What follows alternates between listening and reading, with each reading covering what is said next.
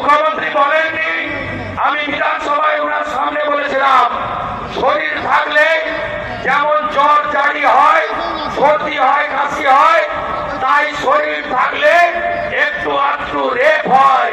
এই মুখ্যমন্ত্রীর অনুপ্রেরণায় জাহির আব্বাসরা এই ধরনের কাজ করে।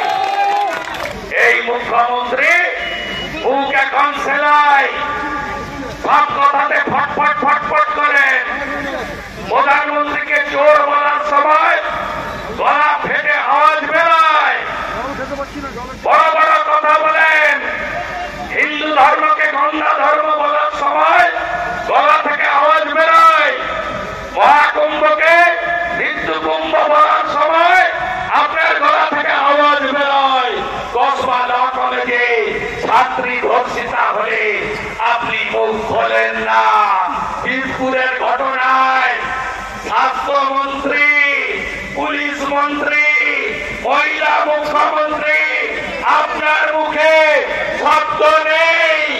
আপনি উত্তরপ্রদেশ মণিপুরে হলে চিৎকার করেন, আর আপনার বাংলায় আপনার আরজিকর বীরপুর কোন হসপিটালই মায়েদের, বোনেদের, দিদিদের জন্য সুরক্ষিত নয়। তাই একটাই আওয়াজ উঠুক, বাংলায় মমতাকে প্রাক্তন করতে হবে, একে তাড়াতে হবে। আনুন বিজেপিকে উত্তরপ্রদেশে যোগী আদিত্যনাথের মতো এই ধর্ষকদের 24 ঘন্টার মধ্যে জমাও নেব, খরচও করব, জমাও করাবো, খরচও করাবো। আনুন বিজেপিকে, আনবেন তো? আনবেন 26-এ? আনবেন? এই জাহির আব্বাসরা যে গর্তে ঢুকে থাকো, তুলব চুলের মুঠি ধরে। উত্তরপ্রদেশ, আসামের মতো 24 ঘন্টায় হিসাব হবে। আমরা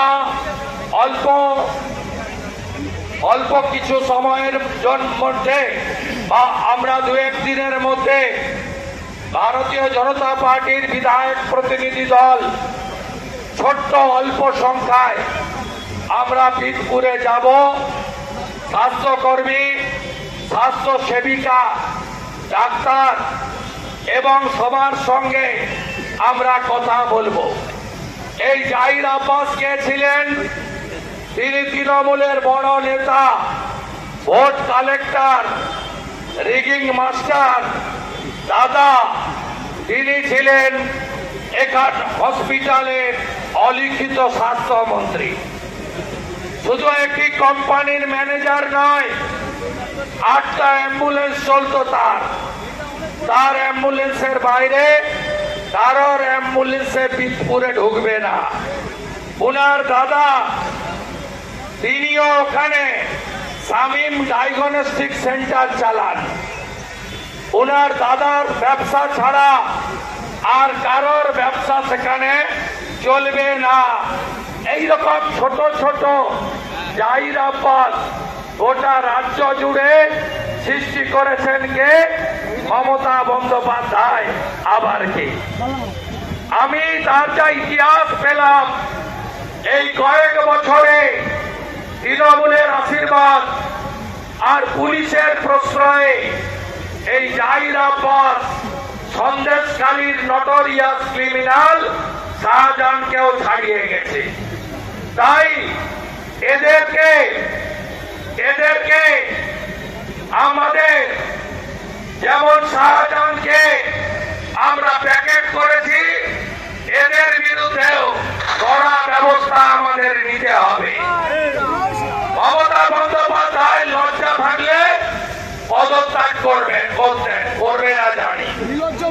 যার কান একটা কাটা থাকে রাস্তার এক পাশ দিয়ে যায়, যার দুটো কান কাটা থাকে রাস্তার মাঝখান দিয়ে যায়। আমার কাছে হেরে যে জোর করে মুখ্যমন্ত্রী হয়েছে তিনি দোকান কাটা নির্লজ্জ, তার পদত্যাগ হবে না। তাকে এই ঝাঁটা দিয়ে ইভিএম এ 6 মাস পরে দাঁড়াতে হবে। এটাই আমাদের শপথ।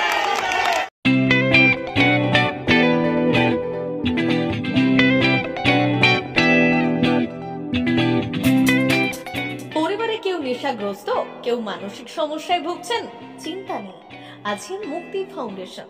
মুক্তি ফাউন্ডেশন মানসিক রোগের চিকিৎসা, সাইকোথেরাপি ও কাউন্সেলিং, ফ্যামিলি কাউন্সেলিং ও নেশা চিকিৎসা করে। আপনার পরিবারের কোনো সদস্যের এমন কোনো সমস্যা থাকলে যোগাযোগ করুন আমাদের সঙ্গে। মুক্তি ফাউন্ডেশন, কেশিয়ারি থানার কাছে, পশ্চিম মেদিনীপুর। নেশাগ্রস্ত মানুষদের জীবনের মূল স্রোতে ফিরিয়ে আনতে চাই বিশেষ ধরনের চিকিৎসা পদ্ধতি, যা নিয়ে এসেছে মুক্তি ফাউন্ডেশন। আজই যোগাযোগ করুন আমাদের সঙ্গে। পরিবারের সদস্যকে সমাজের মূল স্রোতে ফিরিয়ে আনুন। যোগাযোগ নম্বর 7478306038।